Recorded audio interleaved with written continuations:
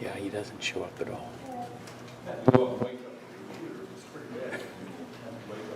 He's like a dark shadow down the front is all he is. Pardon?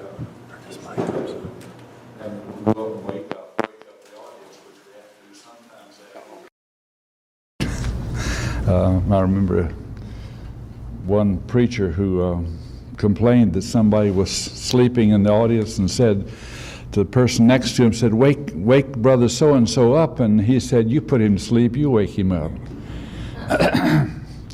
We're going to be studying today as the plot continues to thicken in the story that we are dealing with Esther. We'll sing our song because providence is such a great part such a great part of this great story. Okay. God will make a way where there seems to be no way. He works in ways we cannot see. He will make a way for me. He will be my guide, hold me closely to His side, with love and strength for each new day. He will make a way. He will make a way.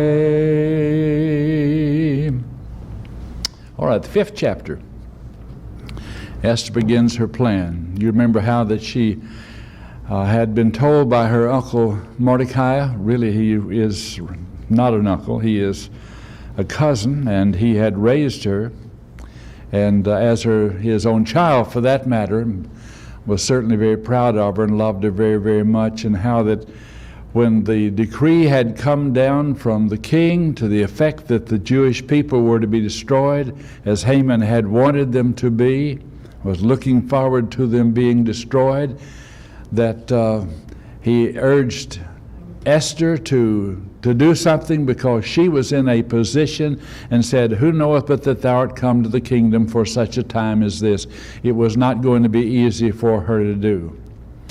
And so she gave him a message back, you remember, to the effect that she and her maidens would be fasting, and for him to get all of the people in the city that were Jewish to come together to fast and to pray on her behalf for 3 days. And then she would go in. Now when I saw that, I assumed that after they fasted and prayed for 3 days, that she would go in on the 4th day or the 5th day or the 6th day or whenever she got the courage up. But this passage is saying it came to pass on the 3rd day. So they are still fasting and praying for that part, as far as her maidens and the people in the city there where the king is.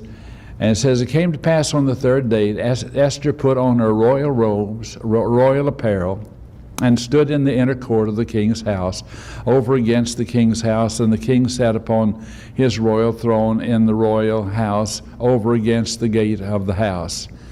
And it was so, when the king saw Esther, the queen, standing in the court, that she obtained favor in his sight. And the king held out to Esther the golden scepter that was in his hand. So Esther drew near and touched the top of the scepter. How do you think she felt when she came to this point? She's putting on her royal apparel, and she's going there to stand in that particular point, hoping that he will hold up the scepter to her. How do you think she felt? Would she have been scared? Would she have felt that this is really out of my comfort zone? You talk about being out of your comfort zone. What could happen to her? If he doesn't hold up the scepter to her, then she would be put to death. Is sometimes this king, Ahasuerus, is he sometimes pretty hard-hearted? He doesn't like people who go against his authority. And so he had vanished Vashti because she didn't comply with his authority. And it could have been taken that Esther was doing the same kind of thing, that she was taking things into her own hands, which of course she was. And she could have been put to death. So she had to feel really out of her comfort zone. A lot of times we don't do things that are right to do because we don't feel like we can do it comfortably. Somebody else could do this. Somebody else could speak up. Somebody else could be able to reach this person with the gospel or teach this class or whatever it is, but it's out of my comfort zone. We have to get out of our comfort zone if we're going to grow spiritually, if we're going to become stronger people. And this is certainly something that is out of her comfort zone. I want to think about it just for a few moments as we think about the things that brings Esther to this particular point. Why would God choose her to be in this position? Was it just because she was beautiful? There are a lot of beautiful women, aren't there? That statement that he refers to here in this passage, in this lesson, Proverbs 11 and verse 22 says, "As a gold ring in a swine's snout, so is a lovely woman without discretion." You remember also what it says in Proverbs, "A worthy woman who can find, for her price is far above" what? Far above rubies. Okay. So the person who is beautiful, in fact, that same chapter 31 of Proverbs goes ahead to say that favor is deceitful, beauty is vain, favor is deceitful, but a woman that feareth the Lord, feareth Jehovah, she shall be praised. And this woman is one indeed that's beautiful. Esther is beautiful, but there's far more than that. It's obvious this is a woman that has a great deal of discretion. She is a wise woman. Now we're impressed as she is selected and as she receives favor on the part of everybody that she deals with, the people who are the ones who help her, the people who oversee her, that help to prepare her for that year. And in many ways we think, well, she's wise enough to take advice from the people who really know the king, and so because of all, but there's more to it than that. And as we get to this particular point, what she is doing is not something that Mordecai had told her to do with regard to, he's not able to talk to her about that. And certainly the people who deal with her, the ladies that are part of her group and all of that, are not in the position to tell her what to do. But before she would go in, she recognizes the importance of praying to God. So there's the basis of this fasting and prayer. 3 days of fasting and prayer before she would go in, urging others to fast. Sometimes we just rush into things. Sometimes it's not a good idea for us to just rush into things too quickly without, first of all, asking God for His wisdom and for His guidance and for His blessings. There's a statement in the scripture in Isaiah chapter 40 that means a great deal to me. In fact, I have a plaque on the wall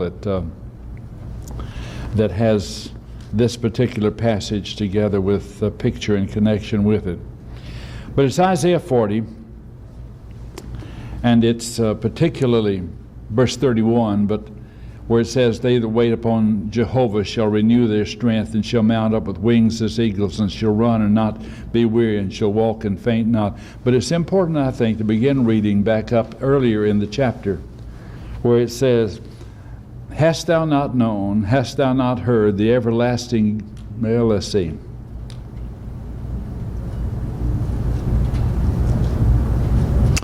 Let's start with verse 27. Isaiah 40 and verse 27.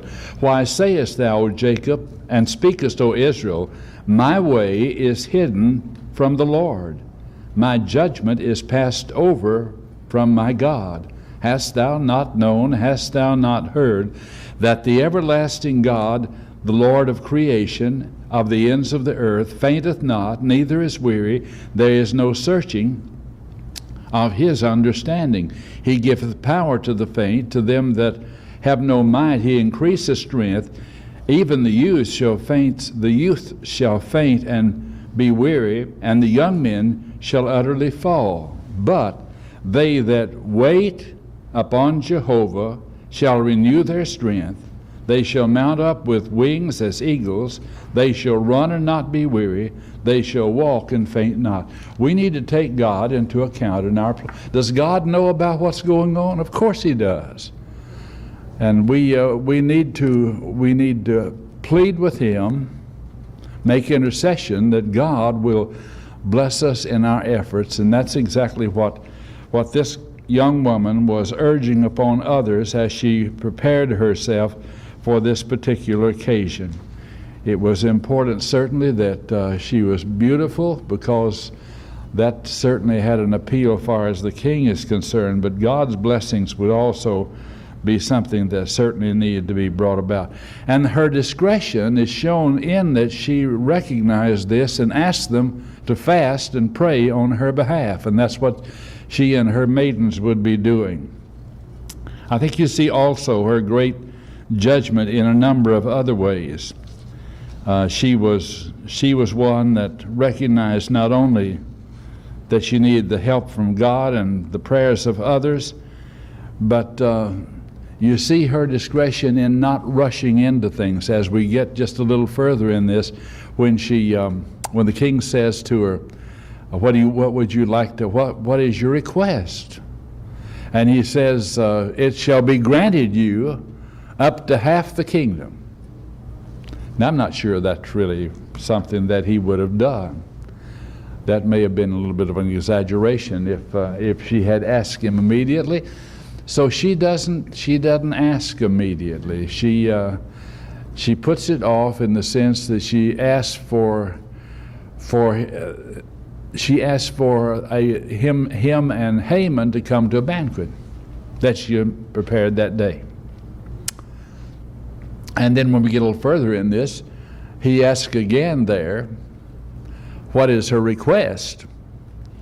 And she says, I want you to come to a banquet, you and Haman come to a banquet that I will prepare tomorrow. Now, you know that the king fully understood that she had something really on her mind besides inviting the two of them to a. She wasn't coming out there and risking her life in order to invite those two people to a banquet that day. That there had to be something, and he no doubt is wondering, what on earth could her request possibly be that she would feel so strongly about it that she risked her life and came out and stood before me. And she's recognizing, did you notice it says that she goes and touches the top of the scepter? That indicates she recognizes his power and authority. She's not just trying to go around what ought to be done, but she recognizes that, and he is, I believe, impressed with all of this. There are a number of other things too. She invites him to a banquet. Wonder why she does that.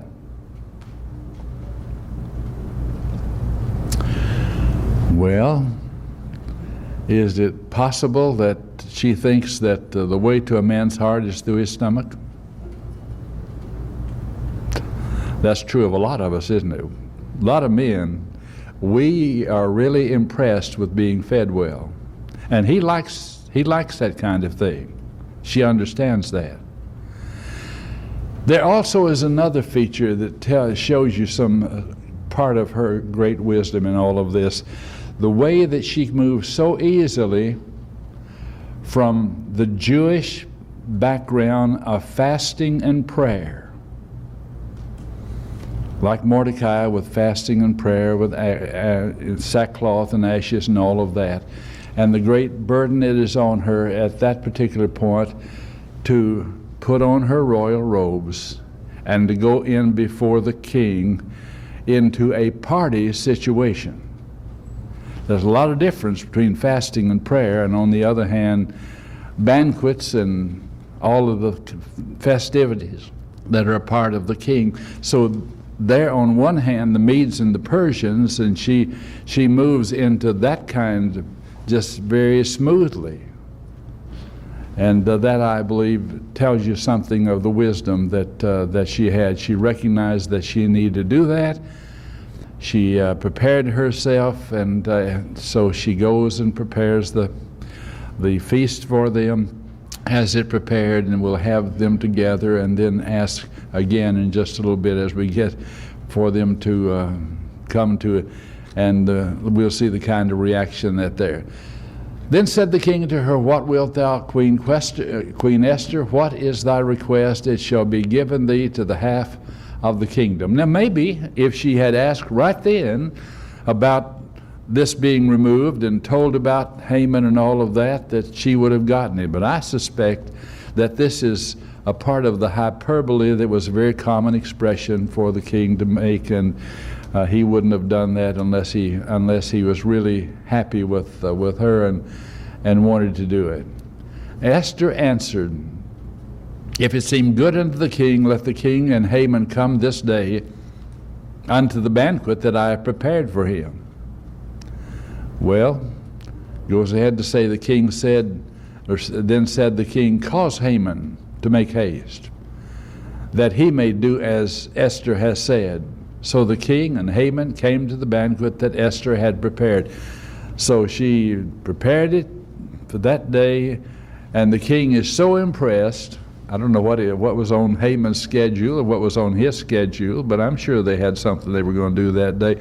But the king made haste and said, We're going, Haman's going, we're going to be there. And he went to the banquet that she had prepared. It's interesting how all of this works out. As we move on into it, the king said unto Esther at the banquet of wine, What is thy petition? This is the second time he's asked. What is thy petition? And it shall be granted thee. And what is thy request? Even to the half of the kingdom it shall be performed. So here again is the opportunity for her to lay it all out before him, but she doesn't. He says, If I have found favor in the sight of the king, and if it please the king to grant my petition and to perform my request, let the king and Haman come to the banquet that I have prepared for them, and I will do it tomorrow. I will do tomorrow as the king has said. In other words, tomorrow I'm going to tell you what's on my mind. I'm going to tell you what my petition is at that time. Now that's a little risky, isn't it? The king could have said, I want to know right now. I don't have much patience. I just really, you go ahead and tell me what's on your mind. But no, she is taking, there's a statement in the book of Ecclesiastes, and this is a beautiful passage in Ecclesiastes. You're very familiar with it, where it says there is a time for everything. This is Ecclesiastes chapter 3, and he begins here. To everything there is a season and a time to every purpose under heaven, a time to be born, a time to die, a time to plant, a time to pluck up that which is planted, a time to kill, a time to heal, a time to break down, a time to build up, a time to weep, a time to laugh, a time to mourn, a time to dance, a time to cast away stones, a time to gather stones together, a time to embrace, a time to refrain from embracing, a time to get, a time to lose, a time to keep, a time to cast away. Verse 7, a time to rend, a time to sow, a time to keep silence, and a time to speak. So there's a value in silence, isn't there? So twice she has refused to tell him then. Right then, she makes him wait. And here again, she's making him wait. There is a value sometimes in silence, and that's what this is saying. A time to keep silent, a time to speak, a time to love, a time to hate, a time to war, a time of peace.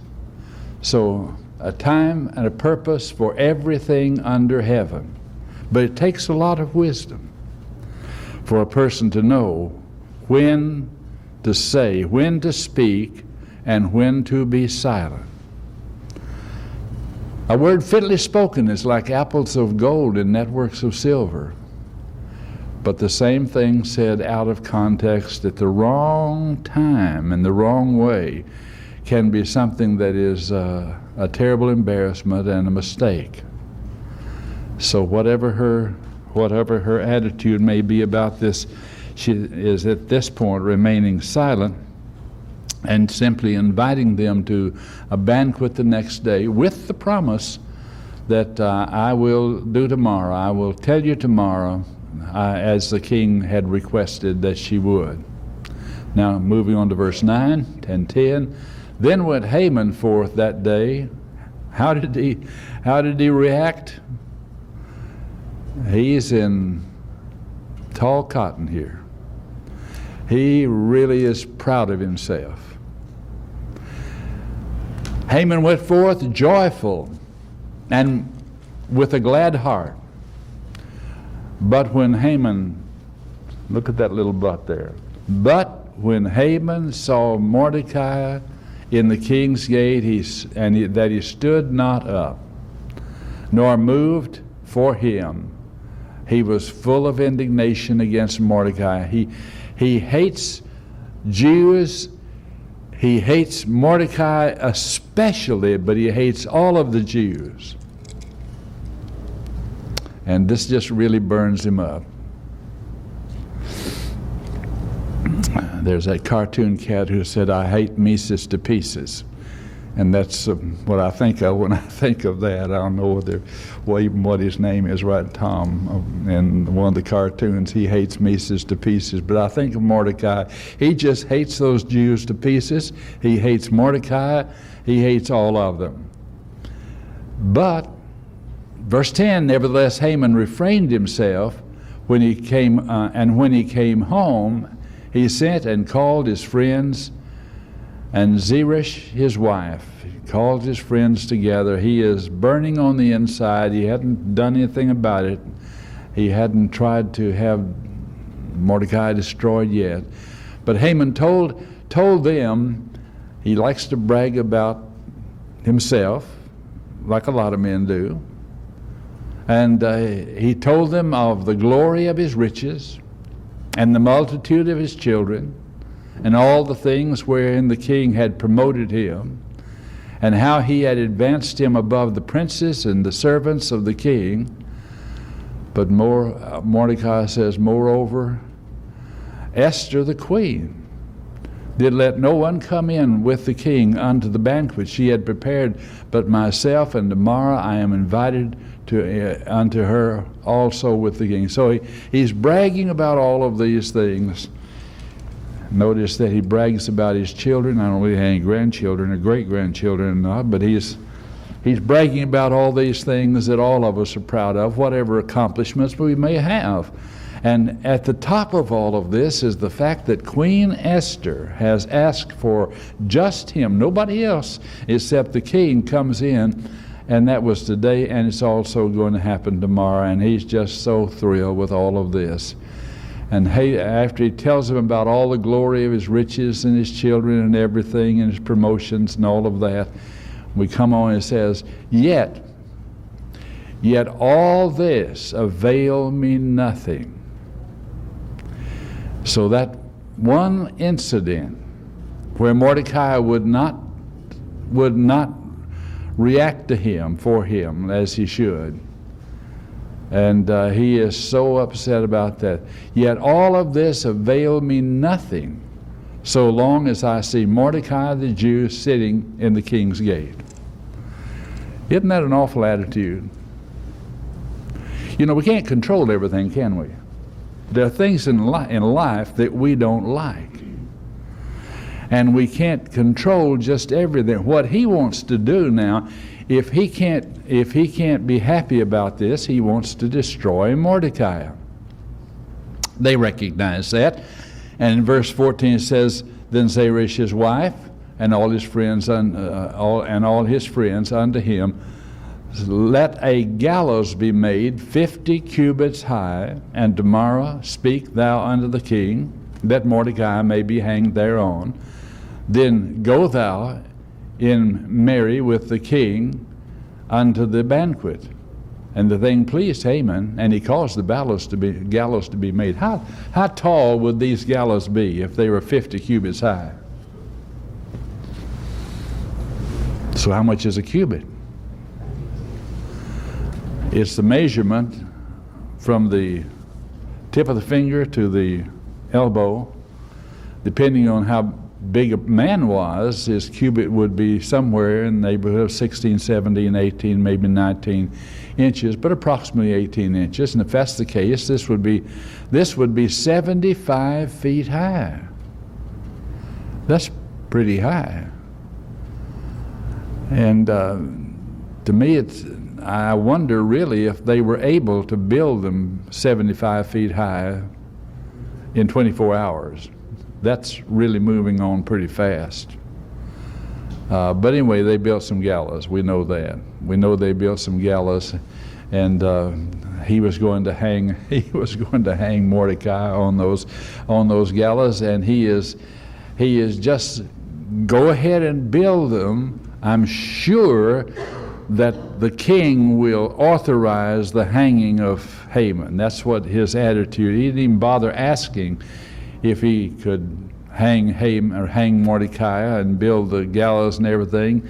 He's so full of himself. He says he just go ahead and have them made, and he had them made, and he doesn't know what's going to happen to those gallows. They will get used, won't they? Who's going to hang there? Haman himself. He hangs himself. There's an expression, give a man enough rope and he'll hang himself. And this is a real example. Yes, Bobby? There's 2 points here. He keeps on calling him Mordecai the Jew. And it's not specifically, it doesn't specify in here, but if we go back to history, there's something that I've heard before, you may have said it about, Mordecai was a descendant of some people that the Jews had just about wiped out. You remember that? One of the nations that when the Jews came back from Egypt, went in, I don't remember the exact history. You're getting back to the fact that he was a descendant of King Saul. And King Saul had gone out to destroy the Amalekites. And this particular Haman here is apparently a descendant of the Amalekites so there is that bad blood between the two of them. Already. And the other thing that amazed me was this verse 14. He's supposed to be so smart, but he's so mad that he didn't think of those gallows himself. It was his wife and his friends that called that up for him. Okay. He was beyond angry. Well, he is really, really angry. But he has gathered around him a bunch of people who are yes men and women, for that matter, which happens people in a lot of times. We've already made the observation that King Ahasuerus really had a bunch of yes men for his advisors, and they told him what he really wanted to hear, and this is the same kind of thing in this particular case. But it is interesting. You see a lot of human nature. Not the best human nature, but nevertheless, this is the way many people are. So he has them all built, and he's ready to, the next day, to hang him on the gallows here. And we're coming to the end of the lesson at this particular point. But I want us to think about how can we be happy? How can we be happy in a world which we cannot control? His reaction is that if I can't stand Mordecai, I can't stand these Jews, so the only way I can be happy is destroy them. I am going to have them killed. I'm going to have them destroyed. And there are a lot of people who are really that way, even though the law, they're afraid that if they do it, they'll be caught and put in jail and all that kind of stuff. But boy, they would like to kill the people that they don't like, the ones that really are in their way. So how can a person be happy if we can't approach it from that kind of standpoint? Well, we've got to make some kind of adjustment, aren't we? There are some things we can control. There are other things we can't control. The only thing really we can control is the kind of reaction that we have to it. We can let it destroy us, let it eat us up on the inside, or we can come to a different reaction and a different kind of approach to it. It is important for us to understand that that when we come to things that we don't like, we have to get over it. We have to get beyond that. And this was very difficult for this man, especially if it appears to do that.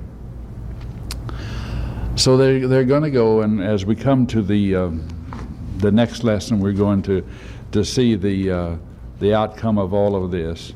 Ultimately, you remember the closing lesson in this series is on the day of Purim. And this is a day that the Jews will remember from then on, for that matter. It looks back to this, how that they are preserved and how that they are saved from this awful decree, but it's because of the wisdom, the providence of God, and the wisdom of this good woman as she deals with all of this. Who knoweth but that thou art come to the kingdom for such a time as this? Well, I think we need to ask ourselves, with regard to that particular time, what kind of time was it? Was it a good time? All of us would like to live in a very good time. I mean, I'm talking about where people are moral, where people have Christian principles and all of these things. The God's people do well in difficult times. Well, there are problems, aren't there? But did the church grow during a difficult time with the Roman Empire? Roman Empire is terrible, absolutely terrible. Terrible time. They were persecuted in unbelievable ways. But whether you're looking at Babylon or the Medo-Persian kingdom or the Greeks came in. What they wanted to do was force everybody to be Greeks and to adopt the Greek culture, and that involved finally the fact that they were requiring the Levitical priest to offer a pig on their sacrifice. Can a Jewish person sacrifice a pig to God? Well, what set off the Maccabean revolt was the fact that instead of sacrificing the pig, he sacrificed the guy who commanded him to sacrifice the pig. And that started a revolt that led to about 67 years that the Jewish people were free from the rule of the Greek Empire. Now they said ultimately, as Jesus would talk to them, we've never been in bondage to anybody. They'd been in bondage to the people of Babylon, to the Medo-Persians, to the Greeks. They had this little section of 67 years during the Maccabean revolt, during the period between Malachi and Matthew, But by the time you get into Matthew, of course, they're back under the rule of the Roman Empire. So when they said, we've never been in bondage to anybody, they were in bondage at that time to the Roman Empire. They just didn't like to admit it. But here is a difficult time for them. Difficulty makes people stronger. It's when we don't have any difficulties or things are very easy for us that we become complacent, that we become lackadaisical in our approach. And I'm afraid in many cases that has happened to the Lord's church in America. We have grown rich. We have lived in pleasure. We've had everything entirely too easy, and consequently, we're not very strong. The Lord's church is not very strong for the most part, and that's because of the kind of circumstances in many cases that has influenced us in the wrong kind of direction. So we need to have the attitude, I believe, that Daniel, Shadrach, Meshach, and Abednego, and these others had, that they would not let the culture around them cause them to compromise their convictions. They would not defile themselves. It's difficult sometimes for people to face the problems like they did, but that's the kind of attitude we should have. So here's a difficult time, and we've been talking about that throughout this time. On the other hand, when you're back with the situation with Ruth and her mother-in-law Naomi, that was a very difficult time. She had gone away from Israel down into Moab because things were very difficult, and this was a period of time where the Bible says that every man did what was right in his own sight. But here are some people who didn't. It wasn't that way with Naomi. She still had great reverence and respect for God. And that near kinsman, you remember Boaz. As you look at him, here's a person that had great respect for God's word. He went beyond what the scripture said in order to even do more than was required of him. And that's certainly commendable on his part. The attitude of some people in every generation is that they will be faithful in spite of everything. That should be an encouragement to us. We're to be faithful all along life's way, even if it means our death. I'm grateful we don't have the problem of being killed for the cause of Christ. I'm well aware of the fact that if you were in a Muslim country and tried to convert somebody to Christianity, your life would be in great peril. They would be very thrilled to put you to death, to behead you for that matter. I don't know why I'd rather be fed to a lion or beheaded, but anyway, neither one of them are very thrilling, or burned at the stake. That's not the way I prefer to go. I prefer to go in my sleep, easy, without even realizing that I've passed from this life. But it doesn't always happen that way. But we need to be faithful, whatever the case. Well, we'll stop at this point. We'll continue our lesson from next week as we follow the adventures of Esther and all of this great story.